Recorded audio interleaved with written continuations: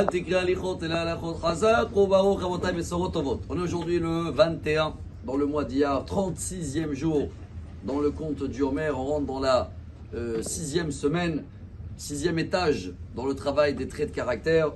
Après d'avoir travaillé la première semaine, on fait une petite mise à jour, la bonté. Après c'était la rigueur, connaître les barrières. 3e semaine c'était Hermonie m'avait dit en français, c'est le mélange de la bonté et la rigueur, ce qui s'appelle la vérité. Et après la 4e semaine, on a travaillé la persévérance. Comme ça, j'espère que j'ai à peu près bien dit. C'est de savoir être patient et de continuer dans les bonnes actions qu'on fait. 5e semaine qu'on vient de terminer, elle s'appelle en hébreu Hod, splendeur en français. C'était reconnaissance, faire les choses bien. Quand on fait les choses bien, ça veut dire on reconnaît encore plus que Dieu il fait vis-à-vis de nous, ce qui s'appelle un petit peu moins d'orgueil et plus de modestie pour reconnaître tout le bien de Dieu et également autour de nous des gens. Et là, aujourd'hui, officiellement, on est rentré dans la 6e semaine qu'elle s'appelle en hébreu le Yesod. En français, je ne sais pas traduire, mais ça veut dire fondation, base, création. Ce qui veut dire que cette semaine, on va devoir s'investir plus dans tous les projets qui vont porter de fruits, même dans 70 ans. Alors, c'est le moment de rappeler, minimum une fois par an, on le fait, que Rabbi Shimon Bar Yochai, que tout le monde connaît son histoire, dans le Talmud Shabbat, page 33, quand il s'est caché pendant 13 ans au total, Dieu il a fait un cadeau et il avait devant lui un champ de pastèques. Non, un caroubier.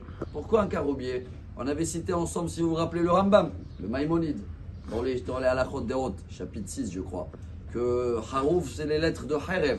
C'est pas bon pour le ventre, aux toilettes, de la peau de Harouf, ça fait beaucoup des problèmes. C'est ça que Dieu il a gâté, Rabbi Shimon Bar Yochai. Alors c'est vrai que Dieu il a fait un miracle. Parce que si tu plantes un caroubier, il te plante pour 70 ans. Sachez que chacun qui plante un caroubier, c'est pour ses petits-enfants. Alors c'est vrai qu'il a eu un miracle, il a eu les fruits tout de suite. Mais pourquoi pas banane, pêche, pomme, poire. Bah, pomme, je ne sais pas si c'est bien, il pouvait être paumé. Et poire, je ne sais pas si c'est aussi bien d'être une bonne poire. Mais pourquoi caroube? Et voilà le message d'aujourd'hui, chers amis, et ça va être le message de toute cette semaine. C'est notre travail. Le caroubier qu'il était devant Rabbi Shimon Bar Yochai, quel décor il avait pendant 13 ans. Tout le temps, dès qu'il lève les yeux du livre, qu'est-ce qu'il voit? Un caroube. Ça veut dire, Dieu il le dit, regarde, investis-toi dans quelque chose qui va porter fruit dans 70 ans, qui sera valable. Alors cette semaine, on va regarder autour de nous, et chaque chose qu'on fait, on va essayer de rajouter plus 70 ans. Et on va voir, Kadima, alors dans quoi je m'investis cette semaine, c'est quoi mon nouveau projet? Je veux acheter des nouveaux vêtements. Dans 70 ans, ils seront valables ou pas? Non. Alors, je donne un peu moins de temps. Nouvelle voiture, Mazal Tov. Ça va être valable dans 70 ans? Pas du tout. Même un appartement, aujourd'hui, il faut faire des travaux après 20 ans ou 30 ans. Donc, la seule chose qui est valable, Torah, Mitzvot, Maasim Tovim.